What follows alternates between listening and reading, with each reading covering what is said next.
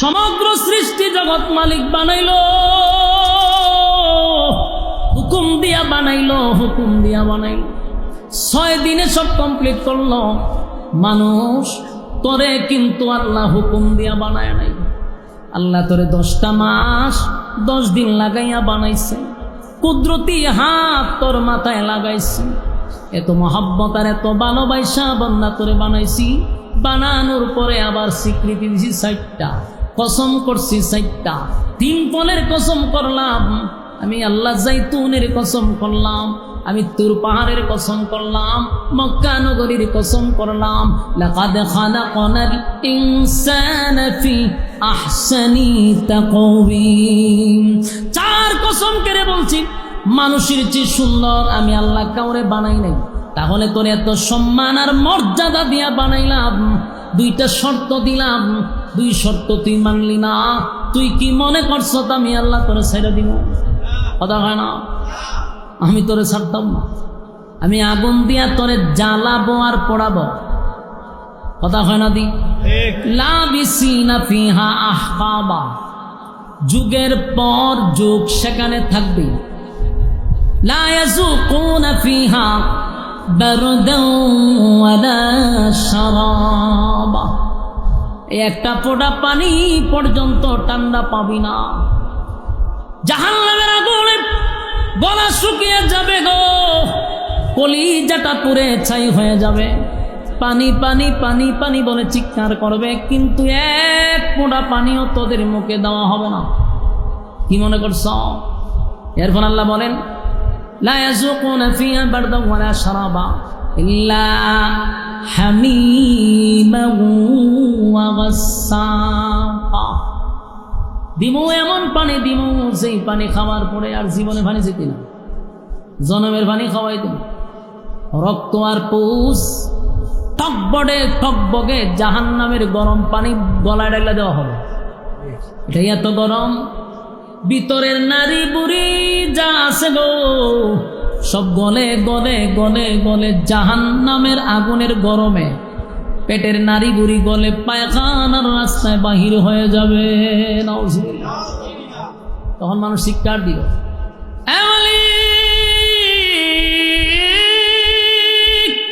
এমন পানি দিলার পানি লাগবো না। আল্লাহ কয় জনমের পানি দুনিয়ায় খাওয়াইছি। টিউবওয়েল পানি চাপ দিলে হয় ঠান্ডা, গরমের সময় পানি হয় ঠান্ডা, শীতের সময় পানি করে দেই গরম। এত নিয়ামত কামার পরে আমি আল্লাহর গোলামি করলি না। বান্দা আজকে বুঝ মজা কেমন লাগে। শর্ত তো মাত্র 2টা দিছিলাম, ইন্নাল্লাযীনা আমানু ওয়া আমিলুস সালিহাত। ঈমান আর নেক আমল 2টা লইয়া আসলে আমি তোরে বানাইতাম মেহমান, আমি আল্লাহ হইতাম মেজবান। আমার কথা রাখস নাই। এখন মজা বুঝ। এখন আপনার কাছে প্রশ্ন, এই 2টা শর্ত কারা কারা মানবেন? হাত তুল্লা দেখান। লিল্লাহে তাকবীর, লিল্লাহে তাকবীর। 2 শর্তে রাজি আছি তো ইনশাআল্লাহ? একটা ঈমান আর একটা নেক আমল।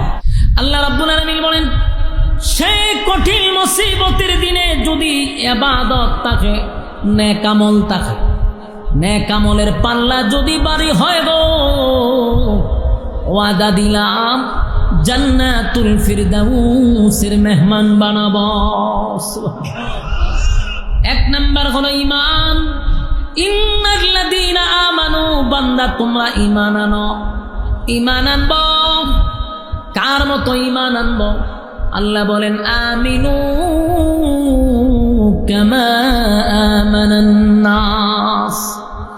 ঈমান আনো ওই মানুষের মতো যারা ঈমান আনছে, তাদের মতো ঈমান আনো। তারা কারা রে? সাহাবায়ে কেরাম। সাহাবায়ে কেরামদের মতো তোমরা ঈমান আনো। যারা ঈমান আনছে, ঈমানের বিনিময়ে জীবন দিছে, ঈমান দেয় নাই। ঈমানের জন্য জীবন দিল, ঈমান দেয় নাই। তাই প্রত্যেকটা মানুষ যাদেরকে নিজেরা ঈমানদার দাবি করব, লেখা রাখেন আল্লাহ ঈমানের পরীক্ষা নিবে। কথা হয় না? এই ঈমানের পরীক্ষা নিবে গো। ইমানের পরীক্ষা ছাড়া কোনো মানুষ আপনারা পাস করতে পারবেন না। পরীক্ষা হবে, এটা নিশ্চিত। যেই মানুষগুলারে আল্লাহ দুনিয়ায় জান্নাতের সার্টিফিকেট দিল, তারাও পরীক্ষা দিছে না? বিনা পরীক্ষা পরীক্ষা। তুমি আর আমিও ইমানদার দাবি করব আর পরীক্ষা হবে না, এটা সম্ভব না। আল্লাহ কাউরে গরিব বানায়া পরীক্ষা করবে, গরিব বানাইয়া পরীক্ষা করবে। বুঝে নিতে হবে গরিব হওয়াটাই আমার সাবজেক্ট, এটাই আমার পরীক্ষা, এই সাবজেক্টেই আমাকে পাস করতে হবে। আল্লাহ কাউরে ধনী বানাইব, কোটি কোটি কোটি হাজার কোটি টাকার মালিক বানাইতে পারে। বুঝে নিতে হবে এটাই আমার সাবজেক্ট, এখানেই পাস করতে হবে। কাউরে মালিক অসুস্থতা দিবে, বছরের পর বছর খালি অসুস্থ, এরকম মানুষ আছে না? আবার কাউরে মালিক পেরেশানির মধ্যে রাখে, মুসিবত, খালি মুসিবত। বুঝে নিতে হবে এটাই তোমার একটা পরীক্ষার সাবজেক্ট। সর্বহালতে আমরা বলবো আলহামদুলিল্লাহ, আলহামদুলিল্লাহ। কারণ গরিব বানাইয়াও পরীক্ষা নিতে পারে, কথা হয় না? যুবক ভাইরা, মুসা আলাইহিস সালাতু ওয়াস সালাম আল্লাহর পয়গম্বর ছিল, সাধারণ না, কালিমুল্লাহ। আল্লাহর সঙ্গে কথা বলতো, প্রতিদিন মালিকের সঙ্গে কথা বলতো। একদিন রাস্তা দিয়ে যাচ্ছিল মুসা পয়গম্বর, রাস্তার মধ্যে এক বৃদ্ধা মহিলা, শরীরে ভালো করে কাপড় নাই, এত বৃদ্ধা, তার একটা ঘর নাই, পেটে খাবার নাই। এই মহিলা মুসা আলাইহিস সালাতু ওয়াস সালামের সামনে দাঁড়ায়া বলে, মুসা পয়গম্বর, আমি শুনছি তুমি নাকি আল্লাহর সঙ্গে সাক্ষাৎ করো, মালিকের সঙ্গে প্রতিদিন কথা বলো।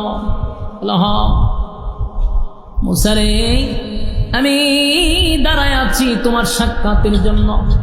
ও আল্লাহর পয়গম্বর, আল্লাহর সঙ্গে যখন তুমি সাক্ষাৎ করবা, যখনই তুমি কথা বলবা, আমি বুড়িটার জন্য আল্লাহর কাছে একটু কথা বইল। আমার মালিকরে বলবা, আমার মালিক কেন আমার এত গরিব বানাইলো, এত গরিব বানাইলো?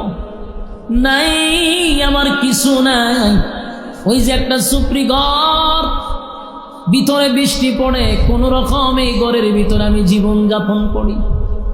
এক বেলা যদি খাই তাহলে আরেক বেলা খাইতে পাই না, আমি এত গরিব।